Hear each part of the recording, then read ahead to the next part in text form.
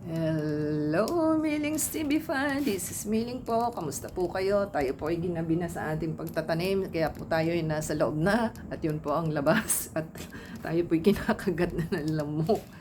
So, meron po tayong items today.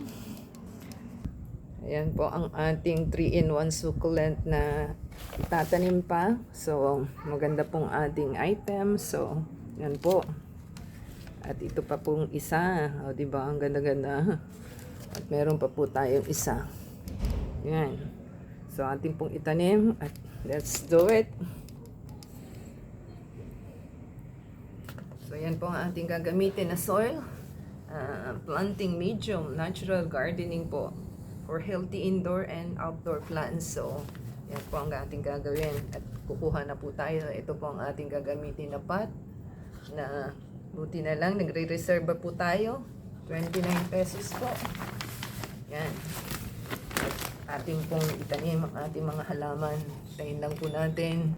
Ayan. Ating pong itusok na. At okay naman po na ating pots. So, ayan lang po. At ating pong tabunan. Tabunan lang na ating mga kamay. Yan. Ganyan lang naman po.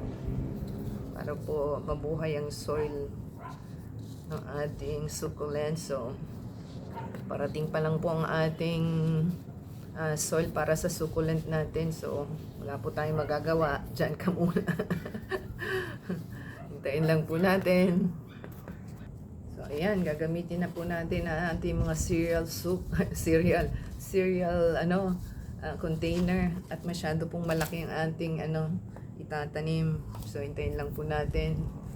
So, tinry po natin. Hindi po uubra. Ewan ko pa paano ba ito. At yan po ang ating gagamitin.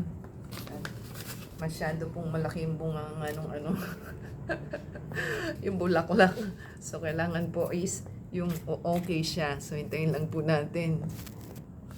Yan, mga kamilings TV fan. Ito po yung ating inuna. Ito yung pangalawa. At ito na po yung pangatlo. My goodness. Ayan. Ating pong ibaon ang ating pangatlong succulent. At mahirap pong ipasok siya sa loob kasi wala siya sa tayo. Hindi siya nakaano ng tayo ba. Yan, hintayin lang po natin. Yan, Kamilings TV fan. Grabe.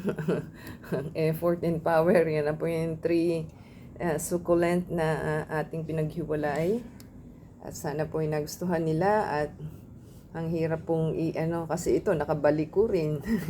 Ito rin nakabaliko. Siya lang ang hindi. So pwede siyang ituwid. So mahihirapan po kayong itanim kasi yung pinag-ugatan niya is nakabaliko na siya. So yan po ang ating experience sa ating pagtatanim. At wala pa pong ating soil. Hindi pa parating pa lang po ating soil para sa succulent natin. So sana po nagustuhan nila ating video. Give us a thumbs up po. Comment down below po sa ating itinanim.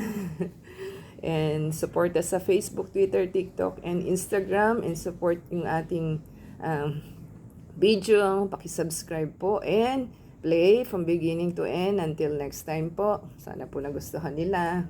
God bless everyone. Ciao.